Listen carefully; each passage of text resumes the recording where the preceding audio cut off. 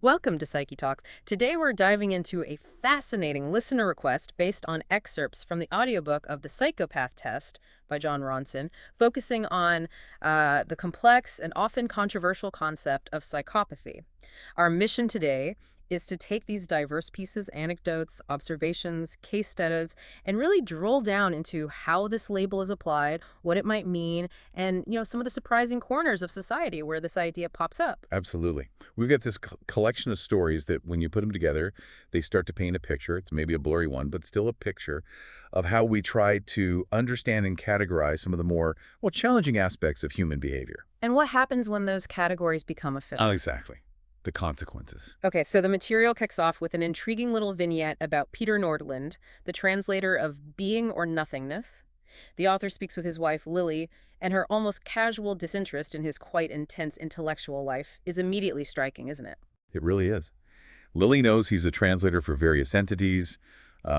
She even mentions his work on molecular something for a biotech firm. And she's aware he's a psychiatrist dealing with very serious mental health issues. Yeah. Yet, there's this real distance from the specifics, a surprising lack of curiosity about what clearly occupies, well, a huge part of his life. And it's not just the translation work. This is a man with a seriously varied professional background, translator, psychiatrist working with really vulnerable individuals, schizophrenic, psychotics. OCD sufferers, yeah. And a protein chemist advising investment and biotech companies. It suggests a mind operating on a very complex level across different fields. Exactly. Exactly. And Lily mentions this clinic outside Gothenburg where his work is apparently so intense that you practically need credentials just to get in touch with him there. Right. It sets the stage of someone deeply involved in demanding, maybe even quite insular work, and yet there's this disconnect in his personal life when it comes to sharing or discussing it. It makes you wonder about, the nature of such intense focus. And how it might affect personal relationships. Yeah. Hmm. Then we pivot to a completely different scenario. The downfall of Dr. Raj Prasad, a UK daytime TV psychiatrist. This comes to us through a fellow named Brian, who seems rather dedicated to exposing questionable figures in this arena. Yeah, and what immediately grabs you here is the vulnerability of public-facing mental health professionals to scrutiny. Dr. Prasad offered these like on-air psychological analyses of often high-profile media events. Right. And many felt his insights were, well, let's just say, rather superficial. Right. I mean, his take on Liz Hurley's reaction to Hugh Grant's situation, saying her confusion showed her understanding was shattered, wasn't exactly a profound revelation, was it? Not really, no. Yeah. And his thoughts on the Abby Humphrey kidnapping, suggesting the kidnapper might have wanted a baby again, it's not exactly cutting-edge psychological insight. Pretty obvious stuff. Precisely. But the real substance comes with Brian's digging into the plagiarism. The fact that Dr. Prasad essentially copied material criticizing Scientology, which then led to a General Medical Council investigation and his suspension. That's significant. Yeah. The Prasad case really serves as a potent reminder that even those who present themselves as experts in understanding the mind aren't immune to ethical failings. It just underscores the need for rigorous scrutiny in the public sphere of mental health commentary. And this whole idea of scrutiny and reliability really hits home with the next story. Tony in Broadmoor. Now, Broadmoor, as the text reminds us, has a history of housing some truly infamous criminals. Yeah, Brady, Sutcliffe. Exactly. But Brian's contention is that Tony is different, a sane man trapped within those walls. This immediately throws up a red flag about the accuracy of psychiatric diagnoses, doesn't it? Absolutely. Brian's assertion that Tony faked mental illness to avoid prison after an assault. It compels us to confront the potential for individuals to maybe game the system, but also the terrifying possibility of being wrongly labeled and institutionalized. Yeah. And the very act of Tony trying to demonstrate his sanity being interpreted as further evidence of his supposed madness, it creates this incredibly difficult, almost impossible situation. A catch-22. Totally. Tony himself seems to have had a rather stark realization about his situation once he actually arrived at Broadmoor. It wasn't the easy way out he might have imagined. No. He apparently quickly grasped that convincing people he was sane was a far greater challenge than pretending to be mad. Which is quite a thought. It is. And what's particularly telling is Tony's strategy of trying to appear normal by focusing on incredibly ordinary topics like football and television. His reasoning seems logical. If he talks about everyday things, he'll appear more grounded. You'd think so. However, the anecdote about the bumblebees perfectly illustrates how communication can just break down and be misinterpreted within that kind of psychiatric setting. Oh, yeah, tell us about that one. Well, he mentions a new scientist article about the U.S. Army training bees to detect explosives, Hmm. which was a real thing, apparently. Okay. But it gets recorded in his medical notes as a delusion, thinks bees can sniff out explosives, Yeah. completely stripping away the factual basis of his statement. Wow. So that predisposition, isn't it, to interpret anything slightly out of the ordinary as a symptom rather than just an observation. Exactly, it's the context. Then we have Tony's conscious effort with his appearance, making the deliberate choice to wear pinstripes, which apparently set him apart from the other patients. Trying to look professional, maybe? Sane? Perhaps this detail really highlights the constant surveillance and the intense self-awareness it creates. Tony understands that psychiatrists are analyzing his every move, looking for nonverbal cues. Must be exhausting. The sheer pressure of trying to maintain a consistent facade of sanity under that level of scrutiny becomes an almost insurmountable task. It forces us to ask, what even is acting sane in such an artificial and high-stakes environment? Yeah, good question. This all makes you think about the history of how we've actually defined and diagnosed mental disorders. The text brings up some truly eyebrow-raising examples from the past, like drapetomania. Indeed, the inclusion of historical diagnoses like drapetomania, the supposed mental illness causing enslaved people to desire freedom and flee, serves as a stark and, frankly, unsettling reminder of how deeply social biases and prejudices have at times been pathologized and medicalized. Just shocking, really. It is. Similarly, the mention of Walter Freeman's lobotomies and John Watson's ethically dubious experiments underscores the fact that our understanding and treatment of mental health has evolved, often through periods of significant error and harm. And even the debunking of the B.F. Skinner baby box myth reminds us to be skeptical of widely accepted narratives in psychology sometimes. Definitely. Critical thinking is key. And then we loop back to Tony. His initial attempts back in 1998 to convince psychiatrists that he was mad involved some rather dramatic and, as the author suggests, maybe potentially borrowed ideas. You talk about the CIA following him. Right, people with black eyes, stealing airplanes, and this really chilling enjoyment of causing suffering, hurting people, being better than sex, things like that. Pretty extreme stuff. These fabricated symptoms, while clearly outlandish, were apparently effective in convincing the psychiatric professionals at the time. However, this contrasts sharply with the description of Tony's actual crime, a violent assault on a homeless man named Graham, triggered by an inappropriate comment about a child. So that reveals a capacity for real, albeit perhaps context-specific, violence. Yes, and this is where Professor Anthony Madden's email comes into play, revealing the professional consensus. Tony wasn't suffering from a traditional mental illness, but rather exhibits psychopathy. What's the crucial distinction being drawn here? Yeah, what is it? Well, the key differentiation being made is between mental illness, which is often viewed as something episodic, something that comes and goes and is potentially treatable, Right. and psychopathy, which is characterized as a more fundamental aspect of personality, essentially how the person is. So innate, almost. That's the implication in this framework. And the very act of consciously fabricating mental illness is, in this view, seen as a manipulative behavior entirely consistent with psychopathy itself. That's a twist. Which leads us to S.E. Vitting and her rather direct insights into the nature of psychopaths.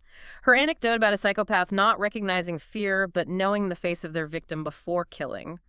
That's genuinely disturbing. It is deeply unsettling. It highlights a core feature often associated with psychopathy, a profound lack of empathy and a chilling detachment from the emotional landscape of others.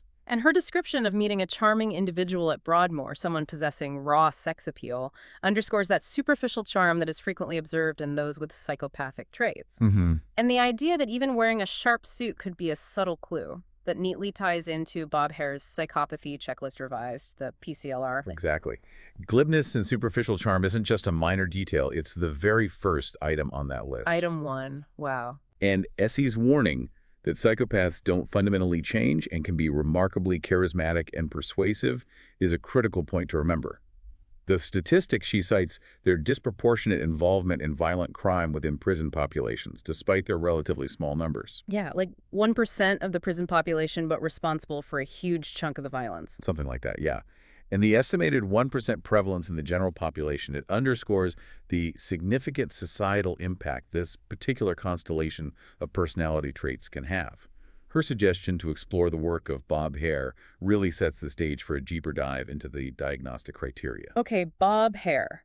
He himself paints a stark picture, describing psychopaths as predators who utilize a range of tactics, charm, manipulation, intimidation, even sex and violence. All underpinned by a fundamental lack of conscience and empathy. It's a pretty grim definition. It is. And Tony's reaction to being labeled a psychopath is quite telling. He expresses remorse, but is met with the response that psychopaths only feign such emotions. Yeah, that creates a real bind for Tony, doesn't it?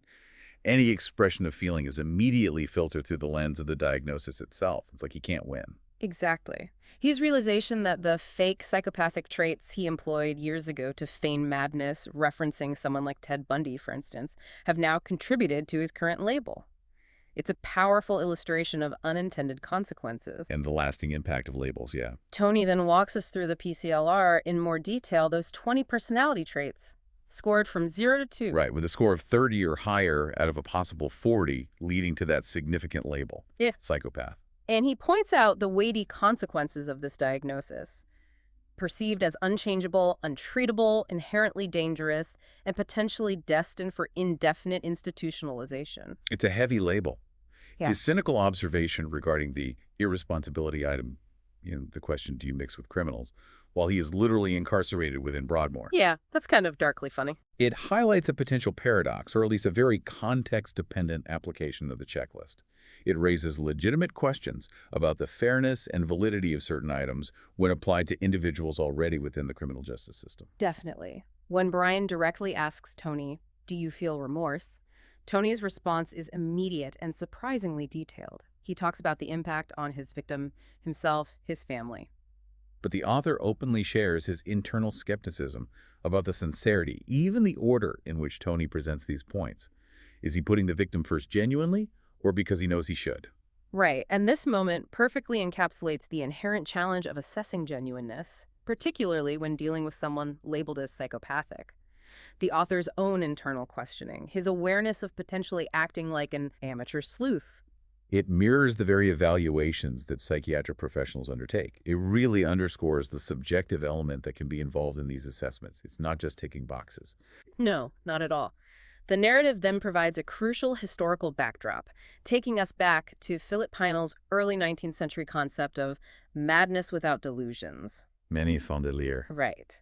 And J.L. Lecoq coining the term psychopathy in 1891. Even the rather basic definition in the 1959 Mental Health Act for England and Wales highlights the long history of trying to understand this type of personality. And that consistent estimate of around 1% prevalence of the population suggests a significant, if not numerically large, group. This naturally leads to a fundamental question. Is change or cure possible for individuals with psychopathic traits? Yeah, the big question. This is where the story of Canadian psychiatrist Elliot Barker and the Oak Ridge experiment in the late 1960s becomes so compelling, maybe cautionary. Barker was described as this warm, idealistic individual. Lots of imaginative ideas about how to treat individuals deemed criminally insane, including those with psychopathic tendencies. Yeah, the total encounter capsule he developed and the quite confrontational methods he employed using crime scene photos, even forcing inmates to wear little girl dresses. Wow, that's unconventional. To say the least. His aim was to somehow unearth their buried insanity. Okay, how did that go?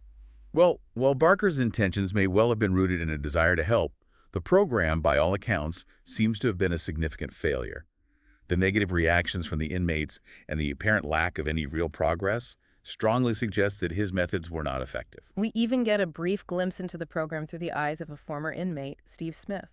He wasn't a psychopath, was there for car theft while on LSD. Right. He recalls Barker's charming and personal approach, but also the rather chaotic reality of being in a padded room with individuals described as psychopaths who were high on scopolamine. It paints a rather unsettling picture. Sounds terrifying, actually. It does. But the truly tragic case of Peter Woodcock starkly illustrates the potential dangers and the apparent failure of this approach. What happened? Woodcock, after undergoing empathy training at Oak Ridge, committed a horrific murder of a fellow patient on his very first 3-hour pass. Oh my God, after empathy training. Yes. His stated motivation? A chilling curiosity about the effect of a hatchet on a human body, and his subsequent admission that the empathy training had actually made him a better manipulator. It's just a devastating indictment of the program's effectiveness. So it backfired spectacularly. Completely. Bob Hare himself views the Oak Ridge program as a stark demonstration of the untrustworthiness of individuals with psychopathic traits, adhering to the perspective that these are deeply ingrained personality features, perhaps even innate. Which then sets the stage for the author's experience of attending Hare's intensive PCLR training course. Right. Attending Bob Hare's PCLR training provided a direct, albeit perhaps intense, immersion into the methodology of identifying psychopathy.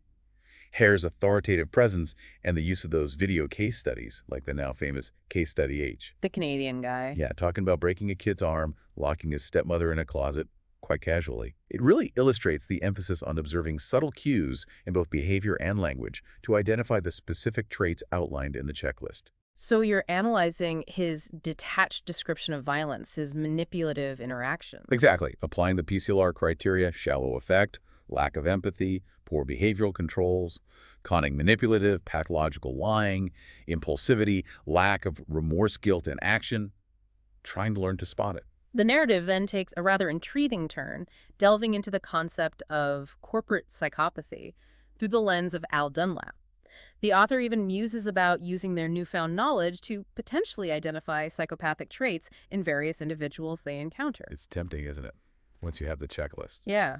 Bob Hare himself offers a surprisingly low self-assessment on the PCLR, like a 4 or 5. Which is interesting. Tony's score, hovering around that 30 mark, places him very close to that significant threshold. Right on the edge. Hare's work, particularly his book Snakes in Suits, focuses on the prevalence of psychopathic traits in the corporate world. And it reveals a surprisingly high percentage of individuals in that sector scoring above the clinical cutoff for psychopathy. How? I think the study mentioned found like 3.9% scoring 30 or more, significantly higher than what's seen in the general population, which is about 1%, closer to the prison population, actually. Wow. And the author's encounter with Al Dunlap, a businessman who seemingly embodies some of these traits and even views them as drivers of success, offers a fascinating real-world case study of this phenomenon. Dunlap's rather unsettling collection of predatory animal sculptures and those oil paintings of himself certainly contribute to a particular image. A bit grandiose. You could say that.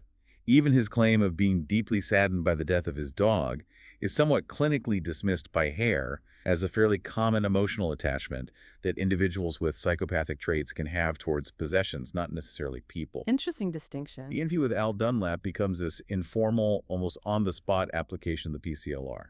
Dunlap's confident assertions about his charm, his clearly grandiose sense of self-worth. Item 1, item 2 on the list. Right. And his responses to questions touching on lying, manipulation, remorse, and empathy all seem to align with various criteria on the checklist. Need for stimulation, pathological lying, conning, lack of remorse, shallow affect, callous lack of empathy. It just keeps ticking boxes. It seems that way in the description.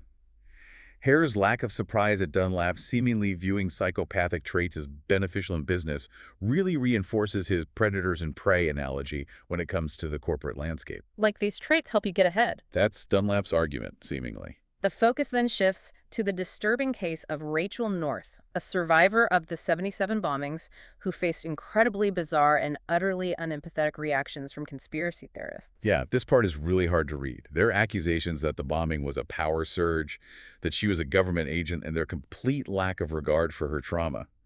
It vividly illustrates the callous lack of empathy trait in a very real-world, non-criminal context. It's truly chilling how someone could react that way to a victim. Their fixation on minute, often irrelevant, details while completely ignoring the profound human tragedy Rachel experienced is a stark and unsettling demonstration of this particular trait. Zero empathy. And the unexpected involvement of David Shaler, a former MI5 spy, in these 77 conspiracy theories adds another layer of complexity. His seemingly irrational beliefs and his dismissive attitude towards Rachel's experience are quite surprising, given his background. Yeah, you'd expect more critical thinking, maybe more empathy from someone in intelligence, but Shaler's descent into increasingly extreme and illogical conspiracy theories, culminating in the no-planer belief about 9/11. No planes hit the towers. Apparently. It really highlights how someone can embrace seemingly irrational ideas and exhibit a profound disconnect from the emotional reality of victims. His confrontational stance and his accusations directed at the author further underscore a potential breakdown in empathetic understanding. Just bizarre. Seeking yet another perspective, the author then connects with Paul Britton, a once-renowned criminal profiler. Right, involved in some high-profile and controversial cases. Britton views Hare's checklist as a valuable tool, but also faced significant criticism regarding the perceived similarity of his profiles. And the rather strained brood-mare rumor in Leeds raises further questions about the reliability of profiling in certain ambiguous cases. But it's his involvement in the highly publicized Rachel Nicholl murder case and the ethically debated honey trap operation aimed at eliciting a confession from Colin Stagg that really brings up serious questions. Yeah, the undercover officer pretending to share his dark fantasies. Exactly. The methods, the potential pitfalls of criminal profiling, the differing interpretations of Stagg's private fantasies, and the eventual apprehension of the actual murderer, Robert Napper, while Stagg was in custody. It underscores the inherent risks of tunnel vision. And the potential for misinterpretation. Big time. Britain's apparent inability to fully recognize the problematic aspects of the honey trap operation, even in retrospect, is quite unsettling from the author's perspective. He still defends it. Seems so. The narrative then touches upon the tragic and avoidable death of Rebecca Riley, a young girl who was diagnosed with bipolar disorder and heavily medicated. Diagnosed very young, wasn't she? Yes, and this raises serious concerns about the potential dangers of overdiagnosing and overmedicating children. Her parents were convicted of her murder, right? Yes, and the story serves as a devastating reminder of the potential human cost of readily applying diagnostic labels, especially to young people. Her death and her mother's subsequent doubts about the initial bipolar diagnosis highlight the complexities and potential for harm. When psychiatric labels are applied without maybe sufficient caution and consideration. Precisely. Finally, the author reconnects with Tony, who is on the verge of a crucial tribunal.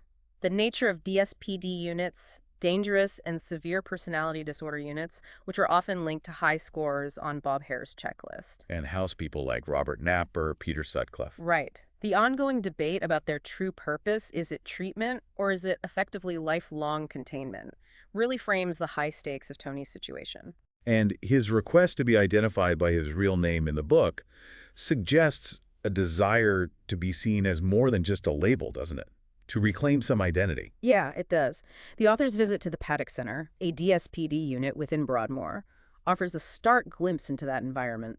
Sterile panic button. Not a pleasant place, you imagine. Yeah. Tony's tribunal and the panel's conclusions, acknowledging his intelligence and good behavior within the institution, but still grappling with the question of his potential dangerousness, really highlight the ongoing challenges in assessing risk. But they recommended discharge. Recommendation for absolute discharge, yes. Based on the assessment that his mental disorder doesn't warrant continued hospitalization and that he isn't currently dangerous. It offers a significant, albeit perhaps fragile, hope. Tony's release is followed by some rather unexpected turns, including his transfer to Bethlehem, also known as Bedlam. Right, not quite freedom yet. His observation that everyone's a bit psychopathic is a provocative one, and Professor Madden provides a more nuanced perspective, acknowledging Tony's high psychopathic traits while also noting some of his more endearing qualities that go beyond that label. Madden also raises an interesting point about a potential limitation of the PCLR. Its tendency to score both impulsivity and cold, calculated planning in the same way, which seem quite different. Yeah, that's a good point. Tony's negative experiences at Bethlehem and his expressed fear of some of the other patients paint a vivid picture of the realities of navigating the mental health system post-release, especially with a complex label like psychopathy. And his insightful reaction to Toto Constant's desire to be liked, recognizing it as a potentially manipulative tactic, suggests a certain level of self-awareness, perhaps honed through his experiences. Maybe. Or maybe it's the psychopathy again, reading people. Hard to know. True. In the final meeting with Bob Hare, Tony's release and subsequent transfer are discussed. Hare defends his use of the term psychopath as a practical shorthand for individuals scoring high on the PCLR. While still hinting at a deeper belief that maybe there is a fundamental difference, like they really are a different kind of human. Yeah. The discussion about whether to define Tony by his psychopathy or his sanity really gets to the core of the complexities we've been exploring all along. Which label fits? Or do labels just obscure the person? Here's somewhat dismissive characterization of those who question these labels as left-wing academic types, and his joking suggestion about highlighting the good traits of psychopaths offer a glimpse into his own perspective. He seems quite firm in his views. He does. His theory that concerns about overlabeling might be driven by pharmaceutical companies anticipating a future drug for psychopathy provides a rather cynical outlook on the potential future of psychiatric diagnosis. Is Big Pharma pushing labels? Interesting thought.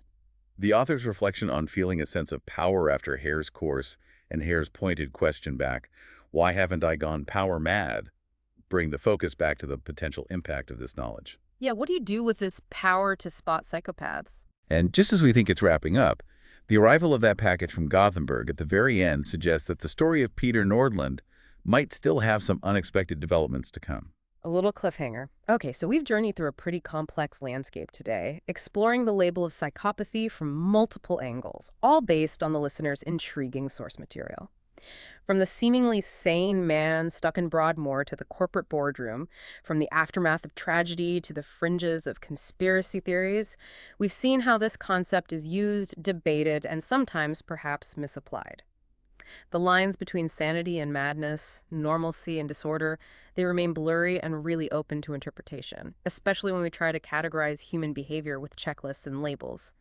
We hope this deep dive has offered you some surprising insights and definitely some food for thought. What does it all mean? Well, that's a question for you to continue exploring. Indeed, it's a reminder that these are complex issues with no easy answers, and the process of understanding the human mind is an ongoing and evolving one. Thank you for your support and for listening.